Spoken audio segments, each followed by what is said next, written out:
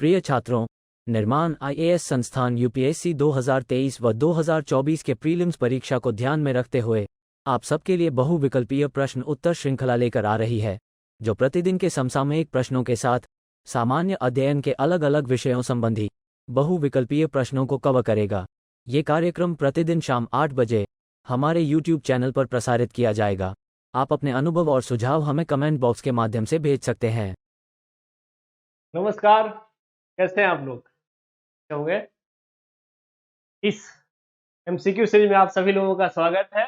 और इस MCQ series में मैं विश्वजीत तिवारी आप लोगों को पिछले एक साल का करंट अफेयर, इंटरनेशनल ऑर्गेनाइजेशंस और कुछ ट्रेडिशनल सब्जेक्ट्स जैसे हिस्ट्री, ज्योग्राफी, पॉलिटी के भी कुछ क्वेश्चनों को शामिल करता हूं।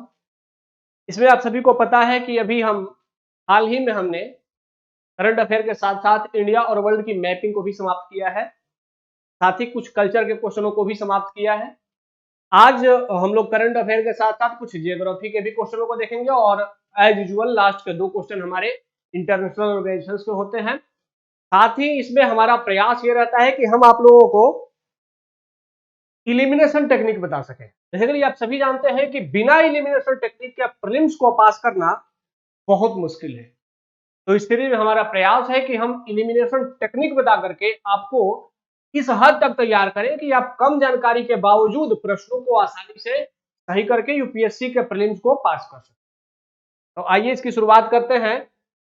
देखिए, हमारा पहला क्वेश्चन है, हाल ही में भारत ने बीज संधि, सीड ट्रीटी, इसके शासी निकाय के 9वें सत्र की मेजबानी की है।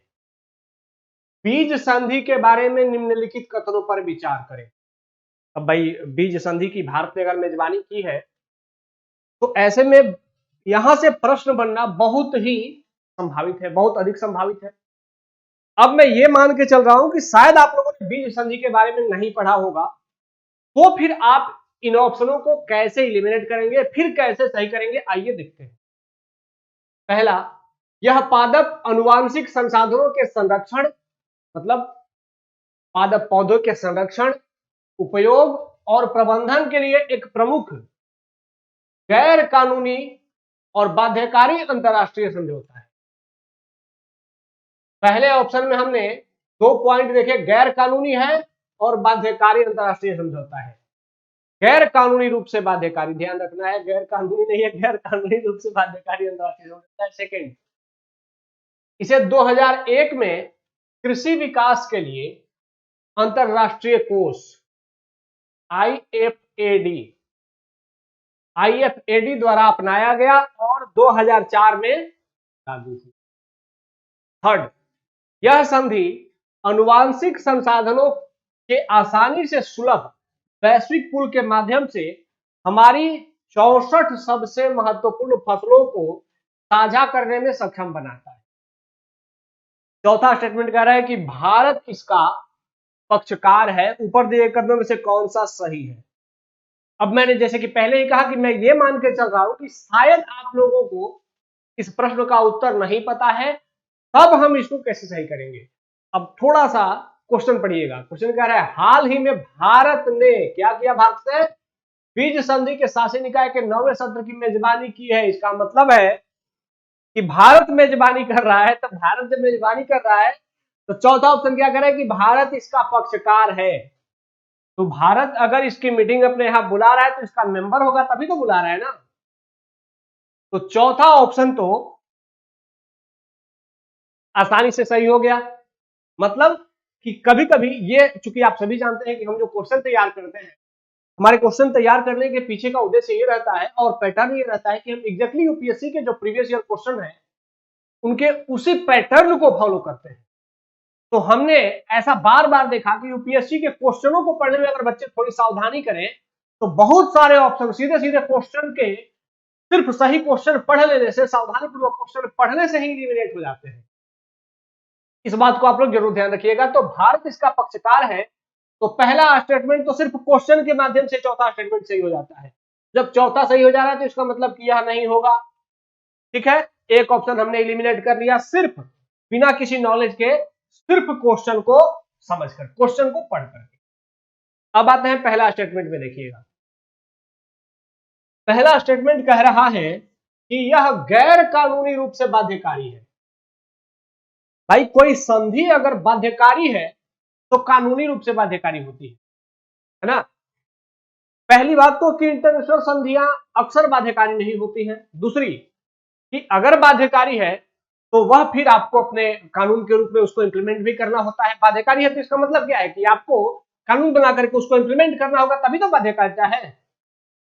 तो यहां पर गैर कानूनी रूप से क्या है, बाध्यकारी। ये दो हार्डकोर फैक्ट हैं। हार्डकोर फैक्ट का मतलब कि ये दोनों गलत हो सकते हैं। पहला कि गैर कानूनी भी गलत हो सकता है कानूनी हो जाए। दूसरा, बाध्यकारी गलत हो सकता है क्योंकि हो सकता है बाध्यकारी के स्थान पर क्या हो, स्वैच्छिक हो। ठीक है, तो ऐसे में यहां दो ऐसे ऐसे फैक्ट दिए गए हैं जिनके की गलत होने की संभावना है। आपको क्या करना होता है, फैक्टों को पकड़ना होता है। ठीक है, तो बार बार जब आप फैक्ट पकड़ने लगेंगे, फैक्ट पकड़ने की आदत हो जाएगी, तो जैसे ही लाइन पढ़ेंगे आप, तुरंत आपकी पेन फैक्ट के नीचे आकर के रुक जाएगी।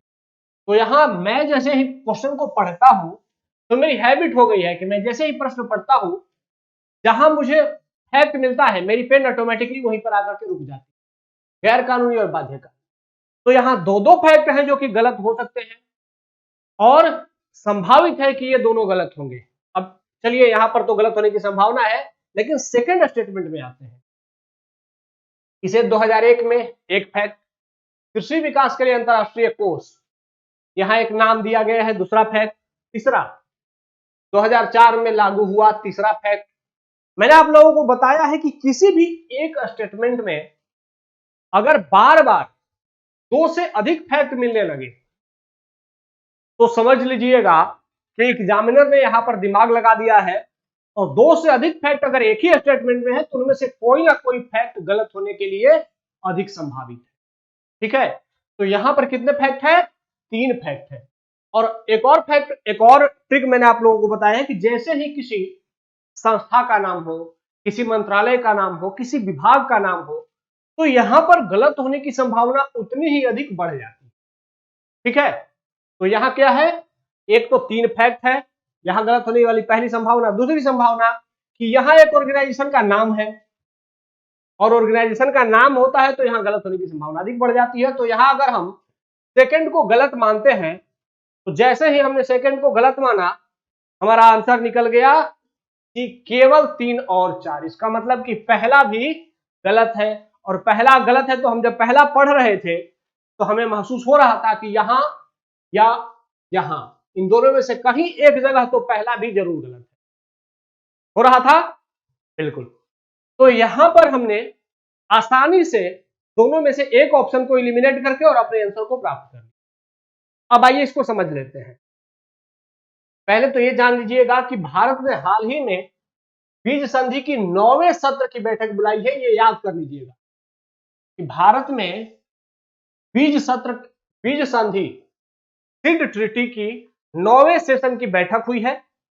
और ध्यान ये रखिएगा कि ये सीड ट्रीटी जो है, इसका उद्देश्य क्या है, इसका उद्देश्य है कि जो दुनिया भर में लगभग 64 जो 64 सबसे महत्वपूर्ण फसल है, जो कि ह्यूमैनिटी के लिए बहुत आवश्यक फसल है, जो कि हमारे खाद्यान्न में, दुनिया भर के खाद्यान्न में शामिल है, ऐसे 64 फसलों को क्या करें, उसके बीजों को संरक्षित रखना है, ताकि भविष्य में अगर कभी किसी फसल की बीज मार्केट से गायब हो जाती है, किसी फसल की खेती रुक जाती है, तो वैसी स्थिति में इस बीज बैंक से उन बीजों को निकाल करके पुनः उसकी खेती करवाई जा सके। ठीक है, तो ये क्या है कि यह एक अंतरराष्ट्रीय संधि है जिसका की उद्देश्य क्या है, हमने समझ लिया कि ये क्या है, ये बाध्यकारी संधि है, लेकिन कानूनी रूप से बाध्यकारी संधि है। गैर कानूनी रूप से बाध्यकारी तो कोई संधि होती ही नहीं है। बेसिकली जैसे ही ऐसे शब्द आने लगे तो समझ जाइएगा कि ये बनाए हुए शब्द है, ये एग्जामिनर्स ने खुद से बनाए हैं। मतलब ये जान करके बनाए हैं कि आप मुझे गलत पहचानिए, आप गलत कीजिए। ठीक है, तो एक कानूनी रूप से बाध्यकारी संधि है। साथ ही इस संधि को किसने इंट्रोड्यूस किया है, FAO, FAO, Food and Agriculture Organisation. Food and Agricultural Organisation ने इस संधि को इंट्रोड्यूस किया था। 2001 में यह संधि को अपनाया गया था, 2004 से लागू हुआ था। वर्ष अगर याद नहीं रहेगा तो भी चलेगा, लेकिन यह FAO द्वारा जारी की गई है, FA द्वारा प्रस्तुत की गई संधि है। उद्देश्य क्या है कि इस संधि के माध्यम से अगर कोई किसान जो कि भारत या फिर दुनिया में कहीं भी वैसी खेती करता है जहां पर जो कि रेयरेस्ट फसल है, जिनकी बीज मार्केट से लगभग गायब हो गई है, जो अन्य किसान खेती नहीं करते, लेकिन कोई ऐसा किसान है जो किसी महत्वपूर्ण फसल की खेती करता है और वो सिर्फ वही खेती करता है, बाकी बीज और कोई खेती नहीं करता है, तो वह बीज संरक्षित कर रहा है, वैसे किसानों को उसको उसके बीज के लिए उचित बाजार मूल्य दिलवाना, ताकि वह ऐसे खेती करने के लिए प्रोत्साहित हो। ठीक है, उसके मेहनत को मान्यता दिलवाना, पौधों की आनुवांशिक सामग्री तक पहुंच प्रदान करवाना। इसका मतलब है कि ऐसे बीज जो मार्केट से गायब हो चुके हैं, उनका स्टोर चूंकि इस बीज बैंक में है, तो वहां से उसका जेनेटिक नंबर निकाल करके साइंटिस्टों को देना कि वो साइंटिस्ट ऐसे उन बीजों पर रिसर्च कर सके और लाभों का बंटवारा भी सुनिश्चित करना। लाभों का बंटवारा का मतलब यह है कि किसान ने कोई खेती करी है, तो किसान के बीज का लाभ या उसके फसल का लाभ बिचौलिए ले जाते हैं, तो ऐसे में उनको खेती करने के लिए प्रोत्साहन नहीं मिलता है। लेकिन इस संधि का उद्देश्य है कि जो भी ऐसे खेती से लाभ प्राप्त होता है, उसका उचित लाभ किसानों को भी मिलना चाहिए। ठीक है, तो आपको यह जानना है कि बीज ट्रीटी है, यह बाध्यकारी है कानूनी रूप से, 2004 में लागू हुआ, FAO ने इसको इंट्रोड्यूस किया है। टोटल 64 फसलों के बीज संरक्षित किए गए हैं और भारत इसका मेंबर है। ठीक है, चलिए आइए आगे बढ़ते हैं। अगला क्वेश्चन है ग्लोबल हंगर इंडेक्स के बारे में। अब देखिए, इस प्रश्न का अगर आंसर आप लोग नहीं जानते हैं, इस प्रश्न के ऑप्शंस को नहीं जानते हैं, तो इसका मतलब है कि आपकी तैयारी अभी भी यूपीएससी के स्तर की नहीं हुई है, आपको अभी और मेहनत करने की आवश्यकता है। आइए देखते हैं। ग्लोबल हंगर इंडेक्स के संदर्भ में निम्नलिखित कथनों पर विचार करें। पहला है, यह विश्व आर्थिक मंच वर्ल्ड इकोनॉमिक फोरम, इसके द्वारा प्रकाशित किया जाता है ग्लोबल हंगर इंडेक्स। पहला स्टेटमेंट। सेकंड स्टेटमेंट, वर्तमान समय में भारत की रैंकिंग कितनी है? 96। थर्ड, दक्षिण एशिया में भारत सबसे खराब प्रदर्शन करने। चौथा, 100 सबसे अच्छा स्कोर और 0 सबसे खराब स्कोर को दर्शाता है। कह रहा है ऊपर दिए गए कथन से कौन सा सही नहीं है। अब यही आप लोग गलती कर जाते हैं कभी कभी कि गलत लिखा रहता है तो आपकी आंख तो वहां पर देख लेती है, लेकिन अगर कहीं लिखा रहता है सही नहीं है, तो बहुत सारे बच्चे सही पढ़ करके या फिर पढ़ते भी नहीं है, जैसे ही दूर से देखा थोड़ा सही दिख गया, अब उन्होंने नहीं देखा ही नहीं और ऑप्शंस का आंसर कर दिया, और जल्दी में वैसे ही वो 2-3 क्वेश्चन जानते हुए भी गलती करके और फिर फेल होकर चले जाते हैं। तो ऐसी गलती करने से बचने के लिए आपको उपाय क्या करना है कि पढ़ते समय सावधानी से यहां पर जो भी टर्म है, सही है, गलत है, सही नहीं है, उनको घेर देना। ठीक है, ये आपके हैबिट का पार्ट होना चाहिए। अब कह रहा है कि उनमें से कौन सा सही नहीं है, मतलब चारों में से कौन सा गलत है। देखिए, मुझे नहीं पता आप लोगों ने कितना पढ़ा है, मैं बताता हूं कि यहां एलिमिनेट कैसे किया जा सकता है। पहली बात तो कि अगर कोई संस्था का नाम दिया रहता है, तो मैं बार बार कहता हूं कि संस्था का नाम मैक्सिमम केस में गलत दिया रहता है, तो यहां पहला गलत होने के लिए अधिक। सेकंड, मैंने आपको बार बार कहा है कि जैसे ही कोई डिजिट दे दिया जाए, 96, 135, 512, 1920, जो भी वर्ष या कोई भी ऐसा जिसमें कि डिजिट हो, उसके भी गलत होने की संभावना बहुत अधिक होती है, तो यहां इसके भी गलत होने की संभावना है।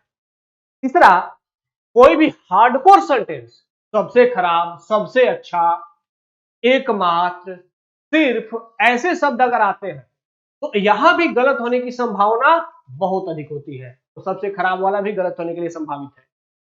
और चौथे में क्या किया गया है?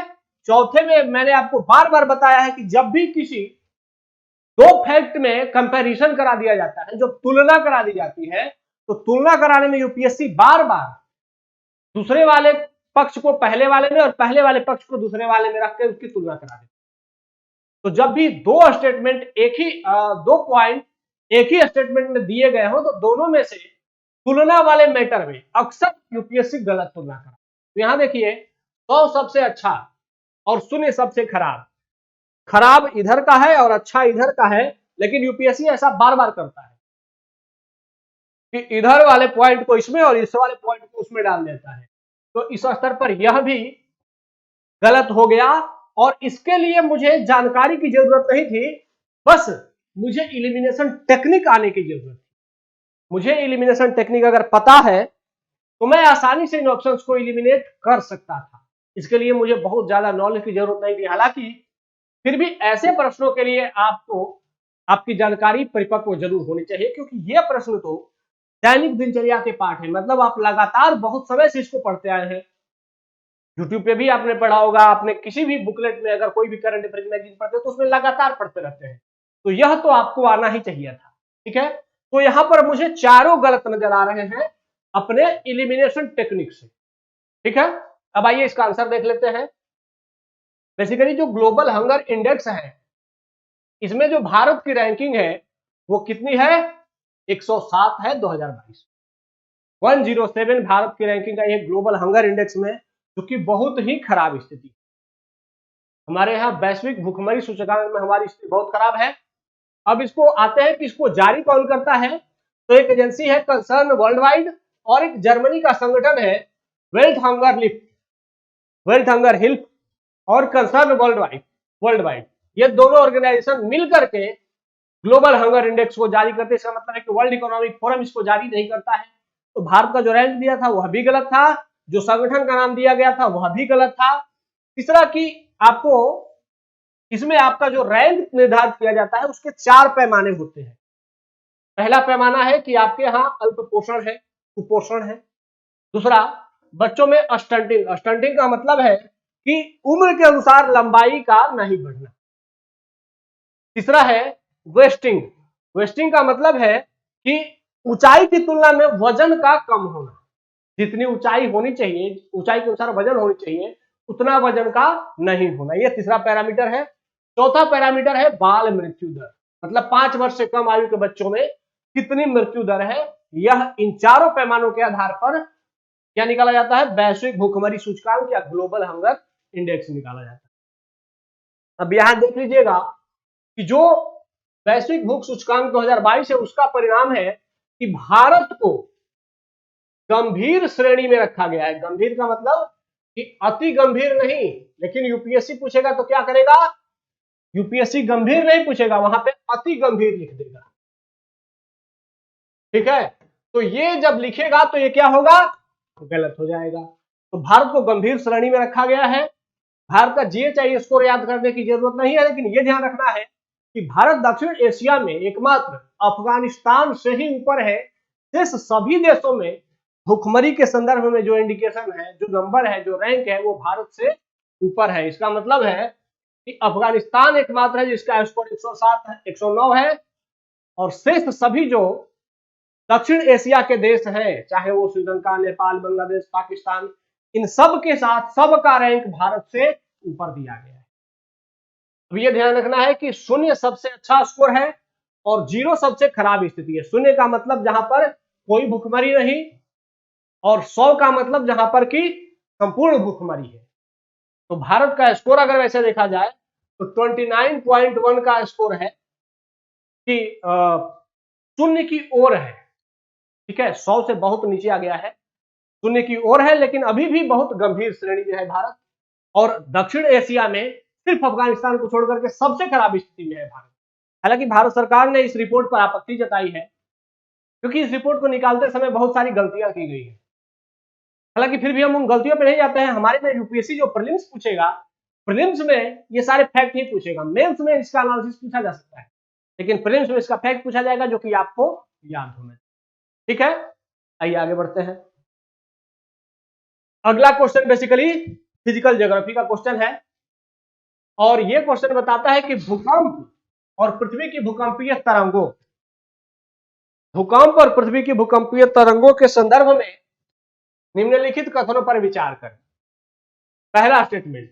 अब देखिए ज्योग्राफी के जो चूंकि आज से ही हम लोग ज्योग्राफी के भी कुछ प्रश्नों को शामिल कर रहे हैं, इसमें मैप हालांकि हो चुका है। तो ज्योग्राफी के प्रश्नों को करते समय हमारा प्रयास ये है कि आपको फिजिकल ज्योग्राफी के कुछ बेसिक यहां पर क्लियर करा दिए जाए, साथ ही मैप भी हमने तैयार करा ही दिया है, इन्वायरमेंट इकोलॉजी के क्वेश्चन भी आगे शामिल होते ही रहते हैं। तो आपकी संपूर्ण तैयारी के लिए एक अच्छा प्रयास हम इसे यहाँ पर कर रहे हैं। और क्वेश्चन बनाते समय आपको यह भी पता है कि हमारा प्रयास रहता है कि वैसे मुद्दे जो कि चर्चा में है, जहां से प्रश्न आने की संभावना अधिक है, हम वही सेक्शन को आपसे डिस्कस करते हैं। तो ऐसे में हमारा प्रयास है कि हमारे इस प्रयास के माध्यम से आप 50+ क्वेश्चन को सही करने की स्थिति में हो। तो अगर आप इसके नियमित दर्शक हैं तो आप निश्चित इसके लाभार्थी बनेंगे। और एक थोड़ा सा जो कि हमें भी एक अपेक्षा रहती है कि हम लगातार इस पर मेहनत कर रहे हैं कि आप अच्छे नंबरों से प्रीलिम्स पास करें। तो आप भी कमेंट बॉक्स में हमारा अगर कोई हमें सुझाव चाहिए या फिर अगर ये प्रयास कैसा लग रहा है इसके बारे में अपना कमेंट बताएं। अगर आपको कुछ सुझाव देना है तो वो भी बताएं। साथ ही अगर हम आपसे कुछ प्रश्न का आंसर पूछ रहे हैं तो उसकी भी रिप्लाई जरूर कर दिया करें, ठीक है, क्योंकि इससे हमें प्रोत्साहन मिलता है और फिर हम दुगनी उत्साह के साथ इस सीरीज में आपको प्रोत्साहित होकर के कार्य करते रहते हैं। तो आइए, सभी प्राकृतिक भूकंप स्थल मंडल में ही आते हैं। एक और बात, जो फिजिकल ज्योग्राफी के क्वेश्चन पूछे जाएंगे तो वहां पर आपको फिजिकल ज्योग्राफी का नॉलेज आना चाहिए। जैसे मैंने कहा कि जब आप मॉडर्न इंडिया के क्वेश्चन करेंगे, हिस्ट्री के क्वेश्चन करेंगे, तो हिस्ट्री के क्वेश्चन में भी इलिमिनेशन महत्वपूर्ण नहीं होगा, वहां पर आपकी नॉलेज महत्वपूर्ण होगी। उसी तरह फिजिकल ज्योग्राफी के प्रश्नों में भी आपका नॉलेज महत्वपूर्ण होगा। वहां पर भी इलिमिनेट करने का, दिमाग लगाने का प्रयास करना बेकार है और इलिमिनेशन वहां पर हानिकारक सिद्ध होगा, ठीक है। तो सभी प्राकृतिक भूकंप स्थल मंडल में ही आते हैं, पहला स्टेटमेंट। सेकेंड स्टेटमेंट, अधिकेंद्र पर ऊर्जा के मुक्त होने के कारण कायिक तरंगे, बॉडी वेव उत्पन्न होती है और सभी दिशाओं में गति करती है। तीसरा, धरातलीय तरंगे पृथ्वी की सतही चट्टानों के साथ कायिक तरंगों की अंतःक्रिया द्वारा उत्पन्न होती है। चौथा, भूकंपीय तरंगों की गति माध्यम के घनत्व में कमी के साथ बढ़ता है, ठीक है। ऊपर दिए गए में से कौन सा सही है? अब अगर आप लोगों ने भूकंप के बारे में पढ़ा है तो आप सभी जानते होंगे भूकंप, और यहां पर लगातार 4 बजे से आप लोगों की बीच बीच में कभी ज्योग्राफी की क्लासेस होती ही रहती हैं। तो इन क्लासों का भी ध्यान आप लोग रखे रहें, लगातार तैयार करते रहे अपने आप को। यहां से ज्योग्राफी आपकी पूरी तैयार हो ही जा रही है, तो आप मृत्युंजय सर की जो लाइव क्लास होती है उसमें अपने ज्योग्राफी की पूरी तैयारी भी कर सकते हैं। बेसिकली ये अर्थ है, अगर ये अर्थ का जो ऊपरी हिस्सा है, ये हमने इसको स्थल मंडल मान लिया, ठीक है। इस स्थल मंडल में अगर कोई हलचल होती है, आप सभी जानते हैं कि स्थल मंडल में ऊपर प्लेटें हैं। हमने माना कि यहां पर एक प्लेट है, एक प्लेट ये है, ठीक है। ये प्लेट इधर गति कर रही है और यह प्लेट इधर गति कर रही है। अगर यह प्लेट सपोज करिए यहां आपस में टकरा गई, अगर ये प्लेट सतह के इतना नीचे यहां पर टकरा गई, तो दो प्लेटें अगर टकराएंगी तो क्या होगा? वहां पर वेव उत्पन्न होगा टकराने से। तो यहां से उनके टकराने से एक वेव उत्पन्न होता है और वो जो वेव होता है वो ऊपर सतह तक आता है, ठीक है। यह वेव सिर्फ उधर ही नहीं जाता है, इधर भी जाता है, इधर भी जाता है, इधर भी आता है, चारों दिशाओं में यहां से वेव जाता है। तो जब वो वेव निकलता है तो उसे हम, तो दो प्रकार की वेव निकलती है, एक पी वेव और दूसरा एस वेव, प्राथमिक और द्वितीयक तरंगे निकलती है। ये तरंगे चूंकि यहां भूकंप का अधिकेंद्र हुआ, फोकस हुआ, और यहां से जब सतह पर भूकंप पहुंचा, यहां पर जैसे ही सतह पर जहां सबसे पहले भूकंप पहुंचता है उसे कहते हैं अधिकेंद्र, ठीक है। और अब यहां समझिए कि अगर यहां पर एक एग्जांपल से देखिएगा कि यहां पर दो चट्टानें टकराई, यहां से भूकंप की तरंगे निकली, बीच में यहां पर एक और चट्टान था, इस चट्टान से भी टकरा गई, तो ये चट्टान क्या हो गया, कंपन इसमें भी आ जाएगी। तो ये सतह की चट्टान है अगर, तो यहां पर कंपन आई तो यहां से अब एक भूकंप का तरंग ऐसे चलने लगा सतह के साथ। तो ये जो तरंगे होती हैं उन्हें क्या कहते हैं, उन्हें कायिक तरंग कहते हैं या बॉडी वेव कहते हैं। और जो सतह पर चलती है उसे स्थलीय तरंग या एल वेव कहते हैं। ठीक है, तो एल वेव की उत्पत्ति कैसे होती है, जब कायिक तरंग, जब बॉडी वेव जाकर के सतह पर किसी चट्टान से टकरा जाती है तो उस चट्टान के कांपने से जो तरंग उत्पन्न होती है उसे हम एल वेव या बॉडी वेव कहते हैं। यहां तक क्लियर हो गया। तो आइए प्रश्न पे आ जाते हैं। सभी प्राकृतिक भूकंप स्थल मंडल में ही आते हैं, ये स्टेटमेंट सही है, क्योंकि भूकंप को आने के लिए क्या होना चाहिए, चट्टानों का कठोर होना जरूरी है। और स्थल मंडल के नीचे की जो चट्टानें हैं वो द्रवित अवस्था में है या सेमी लिक्विड स्थिति में है, तो वहां पर चट्टानें आपस में टकराती नहीं है बल्कि एक दूसरे से मिलती रहती है, तो वहां पर भूकंप पैदा नहीं होता। तो पहला स्टेटमेंट सही है। दूसरा, अधिकेंद्र पर ऊर्जा मुक्त होने के कारण बॉडी वेव उत्पन्न होती है। अब मैंने यहां चित्र में आप लोगों को दिखाया कि अधिकेंद्र पर जब ऊर्जा मुक्त हुई, यहां पर जब अधिकेंद्र पर ऊर्जा पहुंची तो यहां पर अगर चट्टान से टकरा गई तो यहां से कौन सी तरंग उत्पन्न हुई, स्थलीय तरंग उत्पन्न हुई, कायिक या बॉडी वेव नहीं उत्पन्न हुई। ठीक है, तो यहां पे क्या है कि अधिकेंद्र पर ऊर्जा मुक्त होने से एल वेव उत्पन्न होती है, स्थलीय तरंग उत्पन्न होती है, न कि कायिक तरंग। ये गलत हो गया। तीसरा, धरातलीय तरंगे पृथ्वी की सतही चट्टानों के साथ कायिक तरंगों की अंतःक्रिया द्वारा उत्पन्न होती है। तो ये तो हमने बता ही दिया है कि धरातलीय तरंग कैसे उत्पन्न होती है। जो स्थलीय तरंग है, धरातलीय तरंग, वो कायिक बॉडी का सतह पर अंतःक्रिया, उसके टकराने से उत्पन्न होती है। तो थर्ड स्टेटमेंट क्या हो जाएगा, थर्ड स्टेटमेंट सही हो जाएगा। और भूकंपीय तरंगों की गति माध्यम के घनत्व के कमी के साथ बढ़ता है। अब एक बात बताइएगा, कोई वेव है या किसी भी अगर वेव को गति करनी है, वेव को अगर गति करनी है तो यहां सोचिएगा, यहां पर एक अधिक घनत्व, घनत्व का मतलब क्या है कि जिसकी जो मॉलिक्यूल्स हैं, जो उसके कण हैं वो पास पास हैं, तो वो क्या हो जाएगा। और एक दूसरा यहां पर है कि यह भी एक पदार्थ है लेकिन इसके जो मॉलिक्यूल्स हैं वो मॉलिक्यूल क्या है, दूर दूर है। तो अब बताइए कि कोई भी तरंग किस पदार्थ में ज्यादा गति करेगी। इस पदार्थ में अगर कोई तरंग यहां के टकराती है तो क्या होगा कि इसके जो मॉलिक्यूल्स हैं वो सटे सटे हैं, तो सटे सटे हैं तो जल्दी जल्दी उसके तरंगों को क्या कर देंगे, पास कर देंगे।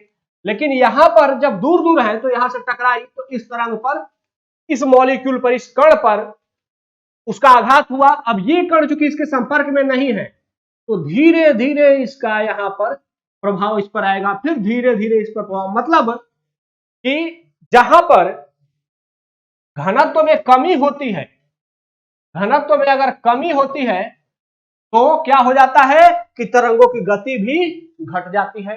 तो घनत्व में वृद्धि के साथ तरंगों की गति भी बढ़ जाती है। तो इस तरीके से चौथा स्टेटमेंट भी क्या है, गलत है। तो पहला और तीसरा सही है और दूसरा और चौथा गलत है। तो क्या पूछ रहा है, सही, तो पहला और तीसरा सही है। बेसिकली ज्योग्राफी के इस फिजिकल क्वेश्चन को शामिल करके और मेरा बताने का उद्देश्य ये था कि जो ज्योग्राफी के क्वेश्चन पूछे जाएंगे उसके लिए आपके ज्योग्राफी के कंसेप्ट जरूर क्लियर होने चाहिए। और इसके लिए कोई बहुत बड़ा सोर्स पढ़ने की जरूरत नहीं है। 11th क्लास की जो फिजिकल ज्योग्राफी की बुक है एनसीईआरटी, वो बहुत अच्छी किताब है, तो उसको फॉलो करके ही आप इन प्रश्नों का उत्तर आसानी से करने की स्थिति में होते हैं। तो इसीलिए आप इन सिर्फ एनसीईआरटी को पढ़ करके भी ऐसे प्रश्नों को सही कर सकते हैं। ठीक है, आइए आगे बढ़ते हैं। अगला क्वेश्चन है, यहां देखिए, साल्मोनेलोसिस, इस रोग के संदर्भ में निम्नलिखित कथनों पर विचार कीजिए। अब ये देखिए, बेसिकली ये क्या, किसका क्वेश्चन है, ये मेडिकल बायोलॉजी का क्वेश्चन है। ठीक है, जो वर्तमान में बायोलॉजी जो कि मेडिकल से जुड़ा हुआ है, ऐसा प्रश्न है। ऐसे प्रश्न से यूपीएससी आपसे डिमांड करती है कि आप इतना नॉलेज रखेंगे, जरूरी नहीं है लेकिन ऐसे प्रश्नों को देख के डरना नहीं है, क्योंकि ऐसे प्रश्न कुछ ना कुछ क्लू आपको जरूर देते हैं कि आप आसानी से ऐसे प्रश्नों का आंसर सॉल्व कर लेंगे। आइए देखते हैं। मनुष्यों में साल्मोनेलोसिस का संक्रमण आमतौर पर दूषित पशु उत्पादों के सेवन से होता है।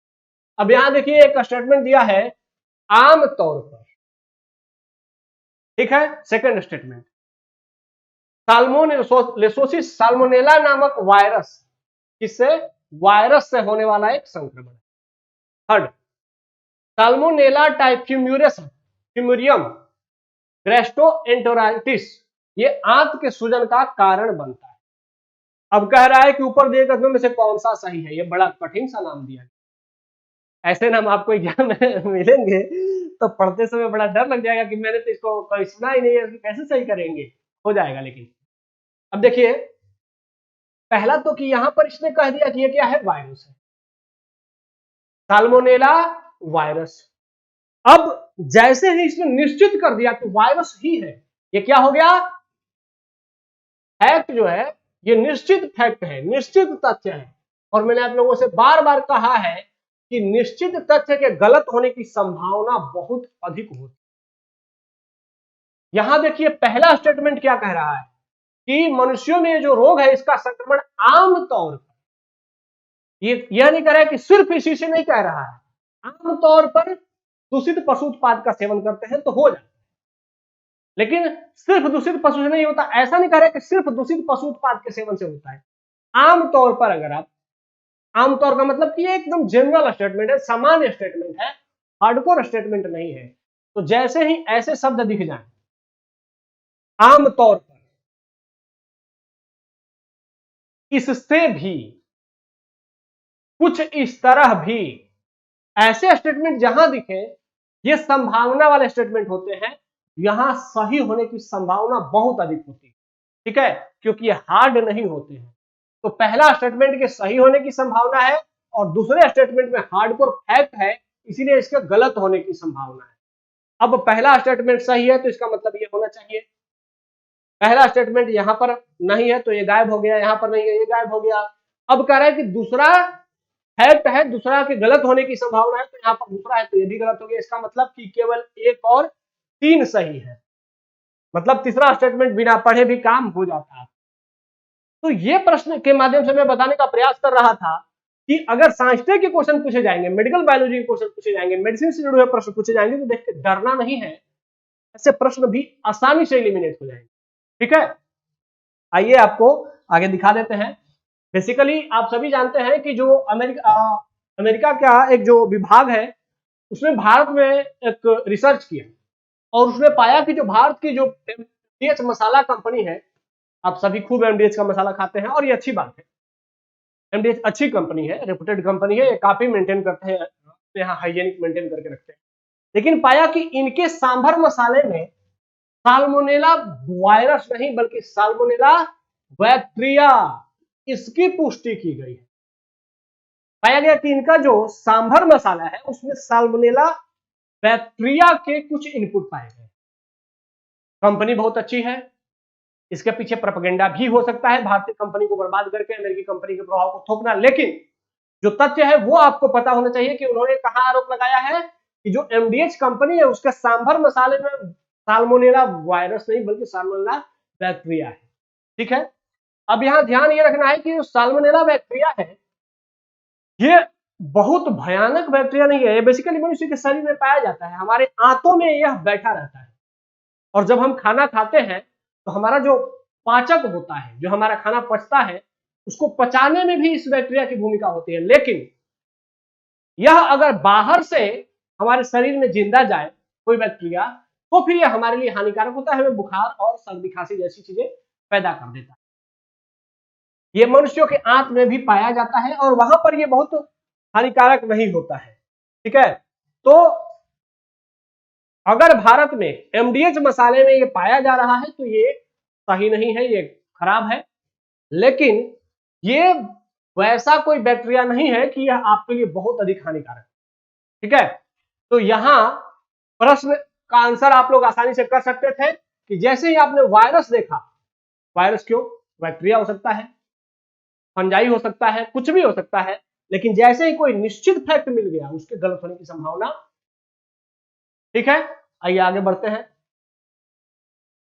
यहां देखिए, यहां कुछ आइलैंड्स दिए गए हैं, ठीक है, और पूछा गया है कि कौन सा आइलैंड महासागर महासागर अभिसरण इससे जुड़ी ज्वालामुखीय द्वीपों की श्रृंखला है। ये सभी बेसिकली पैसिफिक ओशन के ही आइलैंड्स हैं, और आपको बताना है कि इनमें से कौन से आइलैंड महासागर महासागर अभिसरण से, महासागरीय चट्टान, दो महासागरीय चट्टानों के मिलने से उत्पन्न हुआ है।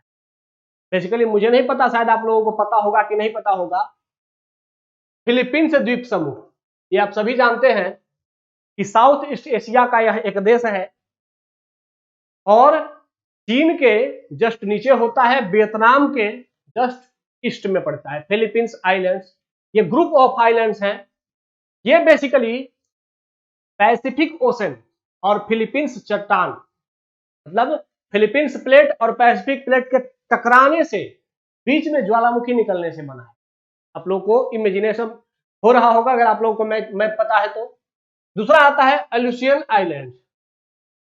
एलुसियन आइलैंड्स अगर आप लोगों को पता होगा तो, अगर आप लोगों ने अलास्का का मैप देखा है तो वहां पर जो अमेरिका का अलास्का वाला पार्ट है और जो रूस का पार्ट है, जो रूस का चुक्सी सागर वाला पार्ट है, ये दोनों जहां कोलैबोरेट कर, जहां मिलते हैं, उसके नीचे जहां पर बेरिंग स्ट्रेट है उसके जस्ट नीचे एक अर्धचंद्राकार आइलैंड का ग्रुप है।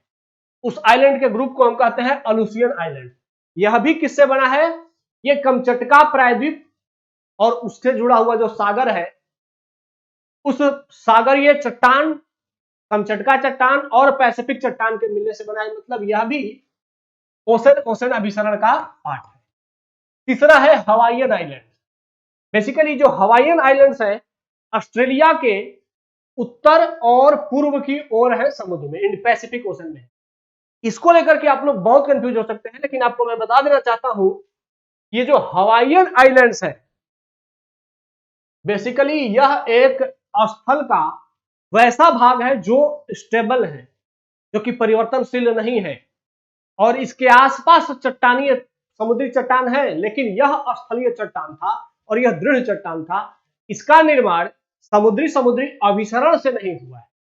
ये बस बात आप लोग याद कर लीजिए, विशेष जानकारी आपको नहीं चाहिए कि हवाईयन आइलैंड्स है तो बिल्कुल एकदम मिड ओशन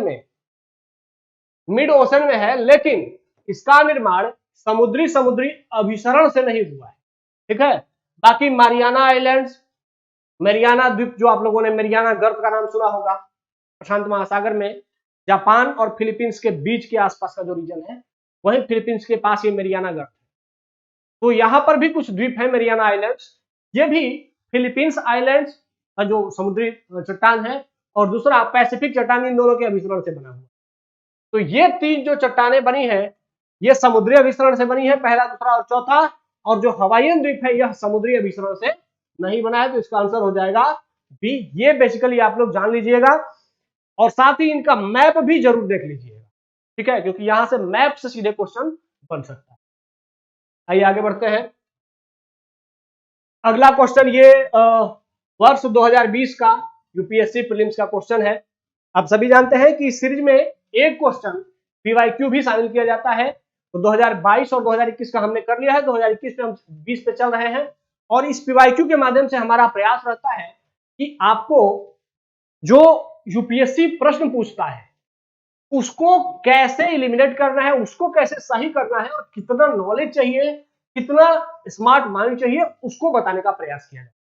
तो आइए देखते हैं यूपीएससी के इस प्रश्न को।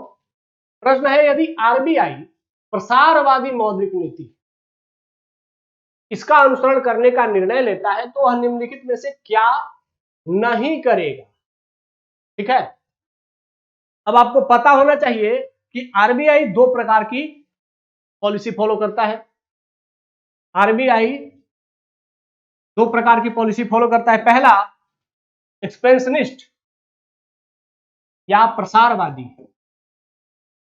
प्रसारवादी और दूसरा संकुचनवादी। अब ये मुझे नहीं पता कि आप लोगों को पता है कि नहीं पता, लेकिन ये पता होना चाहिए। कि आरबीआई दो प्रकार की पॉलिसी फॉलो करता है। प्रसारवादी का मतलब है कि वह ऐसी नीति अपनाता है जिसके माध्यम से बाजार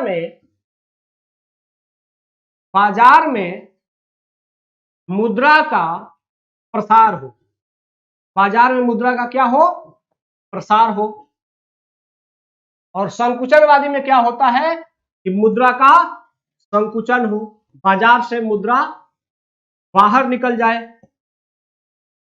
तो अब हमें यूपीएससी ने डिसीजन लिया कि वह प्रसारवादी नीति का अनुसरण करेगा। प्रसारवादी नीति का अनुसरण करेगा तो वह क्या नहीं करेगा, प्रश्न बहुत सावधानी से पढ़ना है, सही गलत हाँ नहीं इन सब चीजों को जरूर ध्यान देना है। पहला है कि वैधानिक तरलता अनुपात को घटाकर उसे अनुकूलित करना, घटाना। वैधानिक तरलता अनुपात को घटाना, इसका मतलब है कि cut and optimise the statutory liquidity ratio. अब एसएलआर को कम करेगा, कट करेगा। आपने अगर पढ़ा होगा तो आप लोगों ने पढ़ा होगा कि एसएलआर क्या होता है, बेसिकली बैंकों को अपने कुल एनडीटीएल का, एनडीटीएल साधारण शब्दों में समझे तो कुल परिसंपत्ति का, net demand and time liabilities होता है, उसको इकोनॉमी में आगे एक्सप्लेन करना है, आपको इकोनॉमी में पढ़ा होगा आप लोगों ने। कुल परिसंपत्ति का एक निश्चित हिस्सा अपने पास रखना होता है और वह उस हिस्से को मार्केट में कर्ज पे नहीं दे सकता, कुछ अपने पास रखना होता है। तो अगर आरबीआई कहता है कि आपने जो पैसा अपने पास रखा हुआ है आप उसको बाजार में यूज नहीं कर सकते हैं, उसको क्या करिए, उसको मैं घटा दे रहा हूं। तो आरबीआई कहता है कि अगर आप अपने एनडीटीएल का, अपने कुल एनडीटीएल का 4% आपको एसएलआर के रूप में रखना है। मैं एक हाइपोथेटिकल एग्जांपल ले रहा हूं। तो इसका मतलब है कि अगर बैंक के पास 100 रुपया है तो अब उसका 4 रुपया उसके पास बंधक हो गया। तो इसका मतलब है कि अब उसके पास 96 रुपए है जिसको कि वह बाजार में कर्ज दे करके और अपना बिजनेस चलाएगा। 4 रुपए का तो यूज नहीं कर सकता। लेकिन अगर आरबीआई कहता है कि नहीं नहीं हम उसको घटा रहे हैं, घटा रहे मतलब कि 4% को घटा करके आरबीआई ने अगर 3% कर दिया तो अब क्या होगा, अब बैंक के पास कितना पैसा बचेगा, 97 रुपया बचेगा। तो अब बैंक 97 रुपया मार्केट में लोगों को कर्ज दे सकता है। तो मार्केट में पैसा बढ़ा कि घटा, मार्केट में पैसा बढ़ गया। तो अगर आरबीआई प्रसारवादी नीति अपनाता है तो उसका उद्देश्य क्या होता है, मार्केट में पैसा बढ़ाना। तो अगर वो एसएलआर को कम करता है तो मार्केट में पैसा बढ़ेगा कि घटेगा, बढ़ जाएगा। तो यह जरूर करेगा, नहीं करेगा वाला ऑप्शन नहीं होगा, यह करेगा आरबीआई। ठीक है, सेकंड ऑप्शन अस्थाई सीमांत अस्थाई सुविधा दर को बढ़ाना। क्या है कि increase the marginal standing facility rate. Marginal standing facility rate का मतलब है एमएसएफ रेट। अब आपको जानना चाहिए कि एमएसएफ रेट होता क्या है। एमएसएफ रेट क्या है भाई, एमएसएफ अगर बैंकों को आरबीआई से ओवरनाइट के लिए लोन लेना होता है। बैंक अगर आरबीआई से लोन लेते हैं ओवरनाइट के लिए, एक रात के लिए, तो आरबीआई उनसे कुछ इंटरेस्ट लेता है, कुछ ब्याज लेता है। ठीक है, उसी ब्याज को अगर आपने ओवरनाइट लोन लिया है तो जो ब्याज यूज किया जाएगा उस ब्याज का नाम है सीमांत अस्थाई सुविधा दर, मार्जिनल स्टैंडिंग फैसिलिटी रेट। तो अब यहां सोचिए कि एमएसएफ को क्या करना है, बढ़ा देना, मार्जिनल स्टैंडिंग फैसिलिटी रेट। अब आरबीआई अगर ब्याज की दर को बढ़ा देता है तो क्या बैंक आरबीआई से कर्ज लेंगे, नहीं लेंगे, क्योंकि भाई ब्याज दर आपने बढ़ा दिया तो हम आपको इंटरेस्ट ज्यादा नहीं देंगे, तो हम आपसे कर्ज ही नहीं लेंगे। तो जब बैंक आरबीआई से कर्ज नहीं लेंगे तो बैंकों के पास पैसा कम रहेगा, तो बाजार में पैसा दे पाएंगे, नहीं दे पाएंगे। तो इसका मतलब है कि फिर बाजार में पैसा नहीं पहुंच पाएगा। तो यह प्रसारवादी मौद्रिक नीति हुआ, नहीं हुआ। तो क्या नहीं करेगा, तो सीमांत अस्थायी सुविधा दर को बढ़ाएगा नहीं, बल्कि क्या करेगा, उसको घटा देगा। तो यह स्टेटमेंट क्या हो गया, गलत हो गया। थर्ड, बैंक दर को घटाना, बैंक दर को घटाना और रेपो दर को भी घटाना। बेसिकली बैंक रेट और रेपो रेट होते क्या है ये जानना जरूरी है। अगर कमर्शियल बैंक आरबीआई से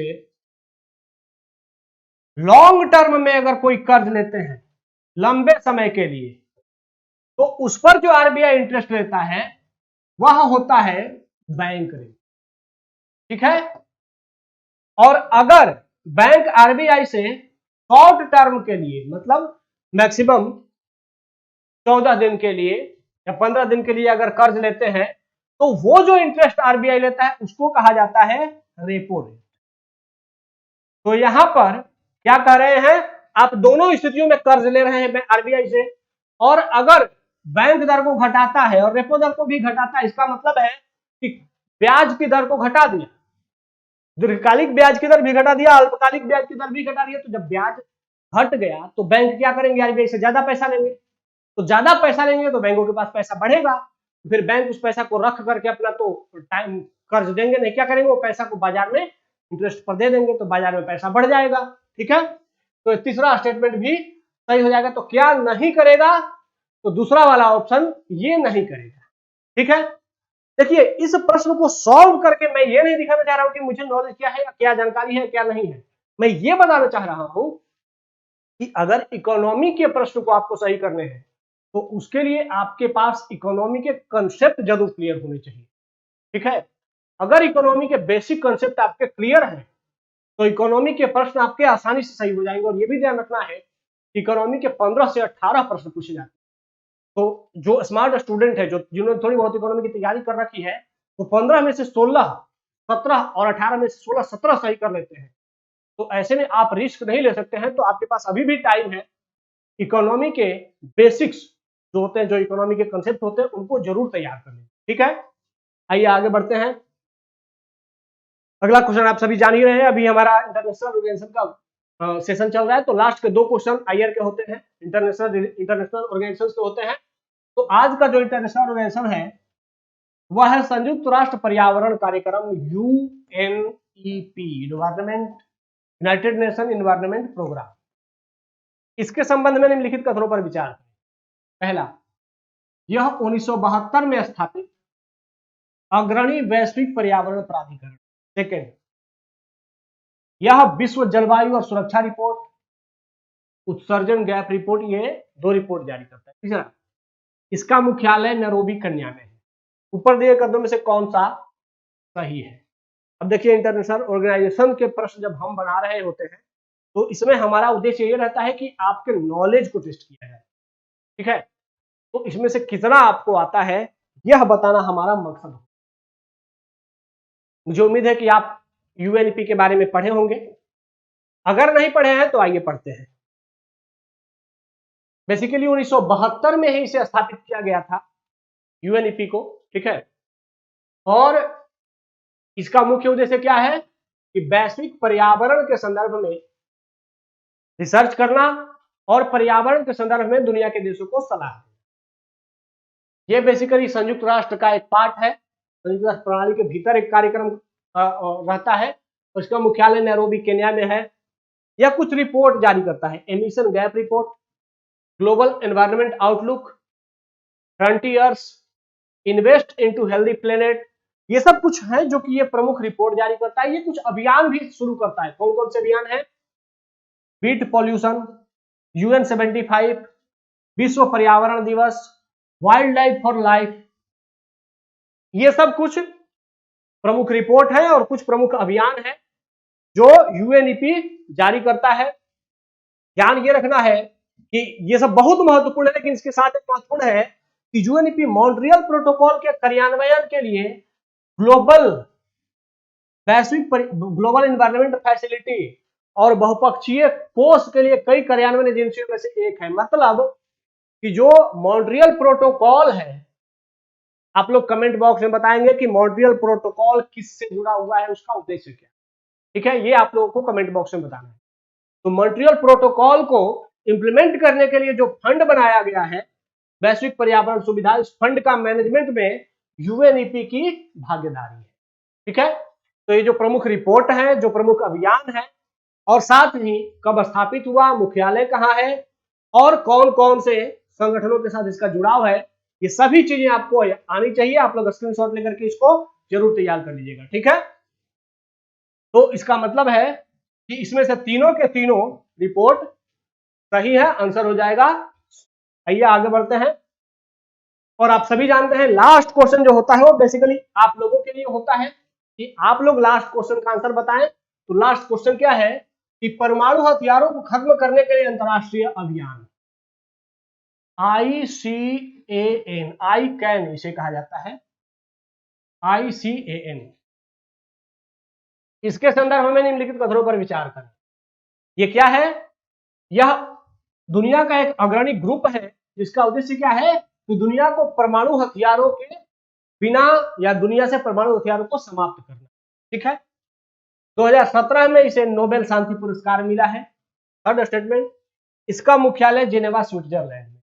अब देखिए जो प्रश्न होते हैं बेसिकली वो बहुत आसान होते हैं, लेकिन मुझे लगता है कि आप लोग मॉन्ट्रियल प्रोटोकॉल के बारे में कमेंट में बता दीजिएगा। इसका उत्तर मैं ही आप लोगों को बता देता हूं क्योंकि ये बहुत जरूरी है।